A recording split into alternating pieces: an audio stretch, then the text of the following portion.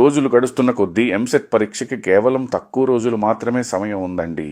మీరు రాత్రి పగలు ఎంత కష్టపడి చదివినా ఎగ్జామ్లో మీకు రాని క్వశ్చన్స్ని ఎలా హ్యాండిల్ చేశారన్న దాన్ని బట్టి మీ ర్యాంక్ డిసైడ్ అవుతుంది.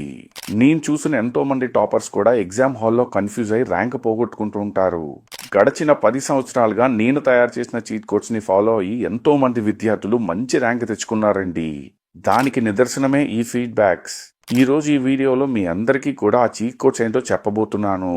ఈ వీడియో ద్వారా మీకు కనీసం 30 నుంచి 40 మార్కులు ఎక్స్ట్రా తెచ్చి పెడుతుందండి. ఎంసెట్ పరీక్షలో నో నెగటివ్ మార్కింగ్ ఉండడం మనకి ఎంతో అడ్వాంటేజ్ అని చెప్పుకోవచ్చు. అంటే మీరు తప్పు ఆన్సర్ పెట్టినా మీ మార్కులు పోవండి. కాబట్టి 160 మార్కులకి 160 అటెంప్ట్ చేయాల్సిందే. ఇప్పుడు మనం 40-60-60 రూల్ గురించి మాట్లాడుకుందాం. ఎంసెట్ పేపర్లో 40 క్వశ్చన్లు చాలా ఈజీగా ఉంటాయి. మిగిలిన 60 క్వశ్చన్లు మోడరేట్గా, ఆ తర్వాత 60 క్వశ్చన్లు టఫ్గా ఉంటాయి. ఇక్కడ మన టార్గెట్ ఏంటంటే మీకు రాని ఆ 60 టఫ్ క్వశ్చన్స్లో ఈ చీట్ కోడ్స్ వాడి కనీసం 30 మార్కులు ఎలా రాబట్టాలనేదే ఈ వీడియో. అందుకోసం మీకు 4 మెథడ్లు చెప్తాను, నోట్ చేసుకోండమ్మా. Number 1, elimination method.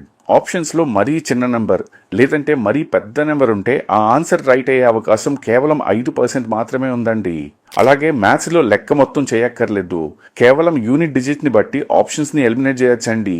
ఆ తర్వాత చాలా మంది విద్యార్థులు 0 లేదా 1 ఉంటే ఆన్సర్ కరెక్ట్ అని అనుకుంటారు. కానీ ఎంసెట్లో ఆన్సర్ 0 అయ్యే అవకాశం చాలా తక్కువ అండి. కాబట్టి గుడ్డుగా 0 పెట్టద్దు. రెండవది సిమిలర్ ఆప్షన్స్ మరియు యూనిట్స్. ఎగ్జామినర్ నిన్ను కన్ఫ్యూజ్ చేయాలని చూస్తారండి.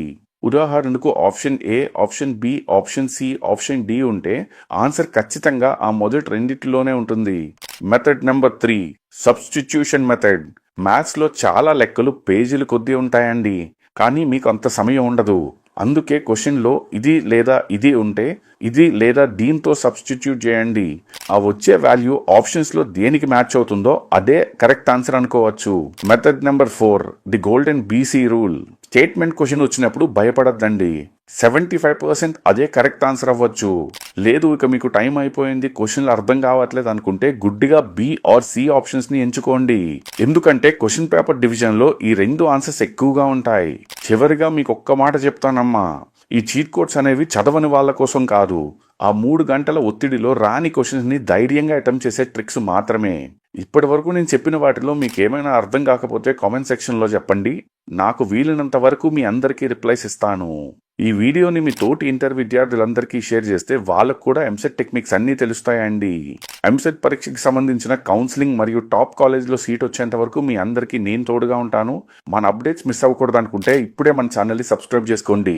All the best champions. మీరు ఖచ్చితంగా మంచి ర్యాంక్ తెచ్చుకుంటారని ఆశిస్తున్నాను. తదుపరి వీడియోలో మళ్ళీ కలుద్దామండి.